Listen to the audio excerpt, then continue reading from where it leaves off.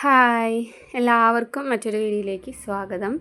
നമ്മളിന്നിവിടെ ഗോതമ്പ് അടദോശയാണ് കേട്ടോ ഉണ്ടാക്കിയിരിക്കുന്നത്. അടയാണോ ദോശയാണോ എന്ന് ചോദിച്ചാൽ രണ്ടും കൂടി മിക്സ് ചെയ്തിട്ടുള്ള പരിവാണ്. സൂപ്പറായിട്ട് നമുക്ക് ഉണ്ടാക്കിയെടുക്കാം. അതുപോലെ തന്നെ നല്ല ടേസ്റ്റ് ഉണ്ട്. സാധാരണ അടയുടെ പോലെ തന്നെ നല്ല ടേസ്റ്റാണ് കഴിക്കാൻ. ഗോതമ്പ് വെച്ചിട്ടാണ് കേട്ടോ ഉണ്ടാക്കിയിട്ടുള്ളത്. ഇതാ കണ്ടില്ലേ, പൊട്ടിയൊന്നും പോയിട്ടില്ല. സൂപ്പറായിട്ട് പെർഫെക്റ്റായിട്ട് തന്നെ കിട്ടിയിട്ടുണ്ട്. കഴിക്കാനും നല്ല ടേസ്റ്റ് ഉണ്ട്. അപ്പോൾ നമ്മളിന്ന് എങ്ങനെയാണ് ഈ ഗോതമ്പ് അടദോശ ഉണ്ടാക്കണതെന്നാണ് കേട്ടോ വീഡിയോയിൽ കാണിച്ചിരിക്കുന്നത്.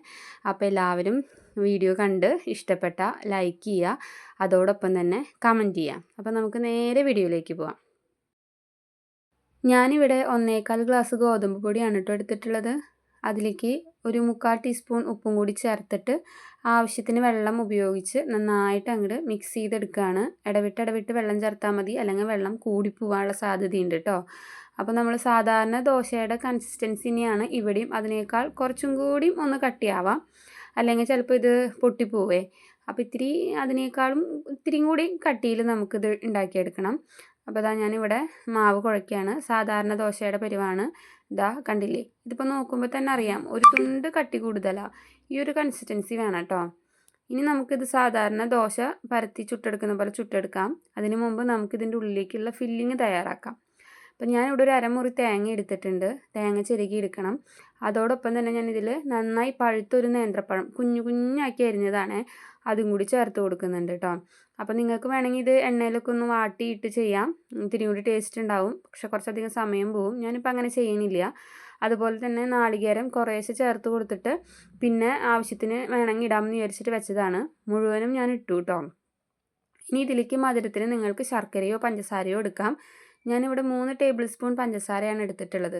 ഇനി നന്നായി അതൊന്ന് മിക്സ് ചെയ്ത് കൊടുക്കാം. നമുക്കത് ദോശയുടെ ഉള്ളിലേക്ക് വെക്കാനുള്ളതാണ്. അതായത് അടയുടെ ഉള്ളിലൊക്കെ ഉണ്ടാവണില്ലേ, അപ്പോൾ അതുപോലെ നമുക്ക് അടയുടെ ഉള്ളിലേക്ക് വെക്കാനുള്ള ഫില്ലിംഗ് ആണ് കേട്ടോ. അപ്പോൾ നന്നായി ഇത് നമുക്കൊന്ന് സെറ്റ് ചെയ്തെടുക്കണം. ഇതിന് ശേഷം നമ്മൾ സാധാരണ ദോശ ഉണ്ടാക്കണ പോലെ പാൻ വെച്ച് കൊടുക്കുക. എണ്ണയോ നെയ്യോ എന്തെങ്കിലും തൂവി കൊടുക്കുക. അതിനുശേഷം നമ്മൾ ദോശമാവ് ഒഴിച്ച് ദോശ പരത്തുകയാണ് കേട്ടോ. ഇനി ഇവിടെ നിന്ന് അങ്ങോട്ട് ചെയ്യുമ്പോൾ ഇത്തിരി സൂക്ഷിക്കാനുണ്ട്, കാരണം ഇത് പൊട്ടിപ്പോവാനുള്ള സാധ്യത കൂടുതലാണ്. അപ്പോൾ നമ്മുടെ ബാറ്റർ ഇത്തിരി തിക്കായിട്ടിരുന്നാൽ മാത്രമാണ് ഇത് പൊട്ടിപ്പോവാണ്ട് നമുക്ക് സിമ്പിളായിട്ട് മറിച്ചിടാനായിട്ട് പറ്റുള്ളൂ. ഇപ്പോൾ ഇതാ നമ്മുടെ ദോശയൊക്കെ വെന്ത് വരുന്നുണ്ട്.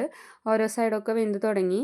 അപ്പോൾ ഇങ്ങനെ കളർ ചേഞ്ച് ആവുന്ന സമയത്ത് ഫുള്ള് കളർ ചേഞ്ച് ആവുമ്പോൾ നമ്മൾ അതിൻ്റെ ഫില്ലിങ് വെച്ച് കൊടുക്കുകയാണ്. നടുഭാഗത്തേക്കാണ് വെക്കുന്നത്. സൈഡിലേക്ക് വെച്ച് കഴിഞ്ഞാൽ ചിലപ്പോൾ മടക്കുമ്പോൾ കറക്റ്റ് നമുക്ക് മടക്കിയെടുക്കാൻ പറ്റില്ല. അപ്പോൾ നമ്മൾ സെൻറ്ററിൽ നോക്കിയിട്ട് വെച്ച് കൊടുക്കുകയാണ്, അടയുടെ ഒക്കെ ഫില്ലിങ് വെക്കണമെന്നും തന്നെ. അപ്പോൾ നമ്മുടെ എല്ലാവരുടെ വീട്ടിലും ഇപ്പോൾ പണ്ടത്തെ പോലെ വാഴയും എന്താ പറയുക ചെടികളൊന്നും ഇല്ലല്ലോ. ഇപ്പോൾ ഫ്ലാറ്റിലൊക്കെ താമസിക്കുന്നവരായാലും അല്ലെങ്കിൽ വലിയ മെയിൻ റോഡിൻ്റെ സൈഡൊക്കെ ആയാലും നമുക്ക് ഇലയൊക്കെ കിട്ടാൻ ഭയങ്കര ബുദ്ധിമുട്ടാണ്. അപ്പോൾ നമുക്കിങ്ങനെയും നമുക്ക് അട ഉണ്ടാക്കിയെടുക്കാം. ഇത് അതിനുള്ള ഏറ്റവും ബെറ്റർ ഓപ്ഷനാണ്. പക്ഷേ നമ്മുടെ വാഴയിലയിൽ വാടി ആവിയിലിരുന്ന് ആ ഒരു മണോ ആ ഫ്ലേവറൊന്നും ഉണ്ടാവില്ല. പക്ഷേ ടേസ്റ്റൊക്കെ സെയിം തന്നെ, നല്ല ടേസ്റ്റ് ഉണ്ടായിരുന്നു. വലിയ കുഴപ്പമൊന്നുമില്ല. മറിച്ചിട്ട് കൊടുക്കുമ്പോൾ ആ സൈഡൊക്കെ ഒന്നിങ്ങനെ പ്രസ് ചെയ്ത് കൊടുക്കണേ. അത് കഴിഞ്ഞിട്ട് നമുക്കൊരു 2 മിനിറ്റ് അടച്ചു വെച്ച് വേവിക്കാം. അതിന് ശേഷം നമുക്കിത് മറിച്ചിട്ട് കൊടുക്കണം. അപ്പോൾ നമ്മൾ ഈ സമയത്ത് കുറച്ച് എണ്ണയൊക്കെ തടവി കൊടുത്താൽ കുറച്ചും കൂടി ക്രിസ്പി ആയിട്ട് കിട്ടും കേട്ടോ. ഇനി നമ്മളിതിനെ മറിച്ചിടാൻ പോവാണ്. മറിച്ചിട്ട് കഴിഞ്ഞിട്ട് വീണ്ടും ഇതുപോലെ ഒരു 2 മിനിറ്റ് നമുക്കിത് ആവിയിൽ തന്നെ വേവിച്ചെടുക്കാം. ഈ സമയത്ത് നമ്മൾ ഫ്ലെയിം കുറച്ച് വയ്ക്കാൻ ശ്രദ്ധിക്കണേ, വലിയതായി കൂട്ടിയിടണ്ട കേട്ടോ. അപ്പോൾ നമ്മുടെ ഇപ്പോൾ ദോശ അട റെഡി ആയിട്ടുണ്ട്. ഇനി നമുക്കിത് പ്ലേറ്റിലേക്ക് മാറ്റാം. നമ്മൾ മറിച്ചിട്ട് കൊടുക്കുന്ന സമയങ്ങളിൽ ഇത്തിരി എണ്ണ തൂവി കൊടുക്കുക. അതുപോലെ തന്നെ ഒന്ന് പ്രസ് ചെയ്ത് കൊടുക്കുകയാണെങ്കിൽ ഈ ഉള്ളിലത്തെ ഫില്ലിംഗ് ഒന്നും പൊട്ടിപ്പോവാണ്ട് അതുപോലെ തന്നെ കിട്ടും. കണ്ടോ, എടുക്കുമ്പോൾ ഒന്നും അത് പുറത്തേക്ക് പോവുകയോ അല്ലെങ്കിൽ പൊട്ടിപ്പോവുകയോ ഒന്നും ഉണ്ടായിട്ടില്ല. വളരെ സിമ്പിളായിട്ട് നമുക്കിത് എടുക്കാം, ഉണ്ടാക്കിയെടുക്കാനും പറ്റും കേട്ടോ.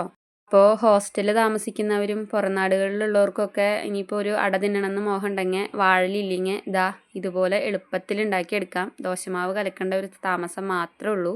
നല്ല സൂപ്പറായിട്ട് പെർഫെക്റ്റായിട്ട് നമുക്ക് നല്ലൊരു അട കിട്ടും, ദോശ അട. ടേസ്റ്റൊക്കെ നല്ല സൂപ്പറാണ് കേട്ടോ. ഇലയില്ല എന്നുള്ളത് ഒരു പ്രശ്നം മാത്രമേ ഉള്ളൂ. അപ്പോൾ എല്ലാവരും ഇതൊന്ന് ട്രൈ ചെയ്ത് നോക്കുക, സൂപ്പർ ടേസ്റ്റാണ്. അപ്പോൾ വീഡിയോ നിങ്ങൾക്ക് ഇഷ്ടപ്പെട്ടാൽ മറക്കാതെ ലൈക്ക് ചെയ്യുക, കമൻറ്റ് ചെയ്യുക. അതുപോലെ ചാനൽ ഇതുവരെയും സബ്സ്ക്രൈബ് ചെയ്തിട്ടില്ലെങ്കിൽ സബ്സ്ക്രൈബ് ചെയ്ത് തൊട്ടടുത്തുള്ള ആ ബെൽ ബട്ടൺ ഒന്ന് ഓണാക്കി വെക്കുക. വീഡിയോ ഇഷ്ടമായ മറ്റുള്ളവരിലേക്ക് ഷെയർ ചെയ്യുക. എല്ലാവർക്കും താങ്ക് യു ഫോർ വാച്ചിങ്.